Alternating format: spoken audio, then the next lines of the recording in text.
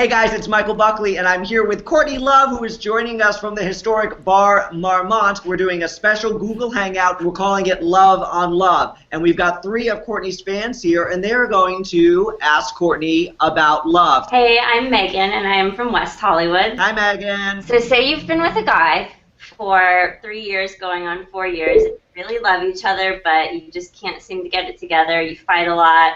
Maybe he's not used to how, like, an emotionally crazy person. Define what emotionally crazy person is. You mean you are the emotionally crazy person? Well, I mean, I think compared to what he's used to, he's just used to girls who are like, no problem, yes, like everything's great all the time. So you're more demanding. Is that because you're more worth it? I hope so. Yeah.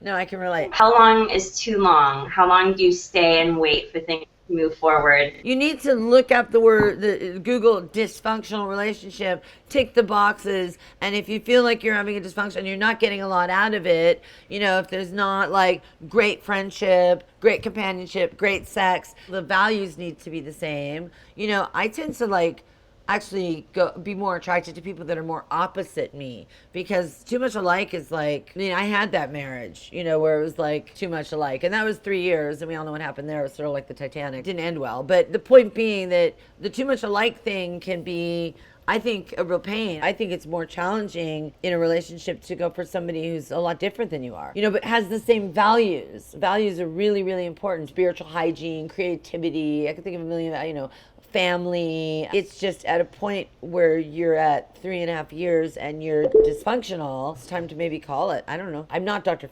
Frickin' Phil, that's for sure. Aren't you? No.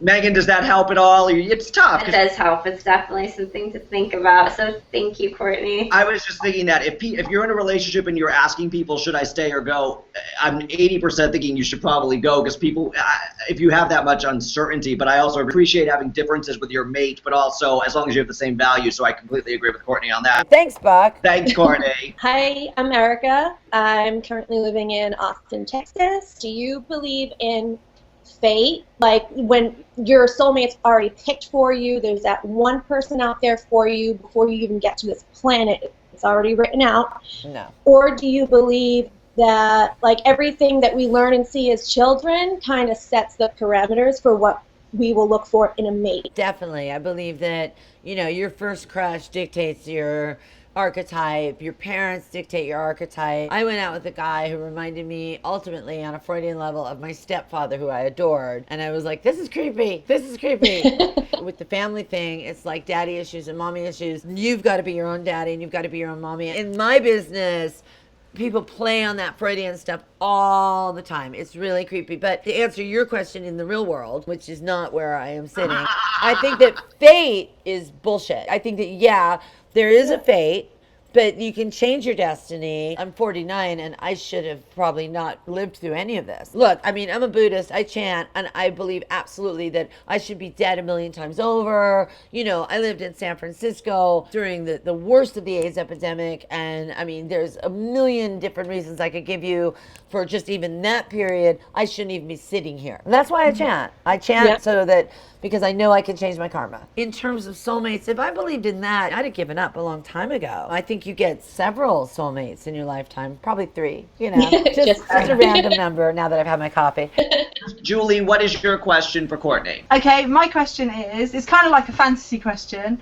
So if you're stuck on a desert island and you get a choice to who to sort of take with you, would you take somebody with good conversation or somebody that's great at sex? Both. You can't have both. No, I got both. I figured it out.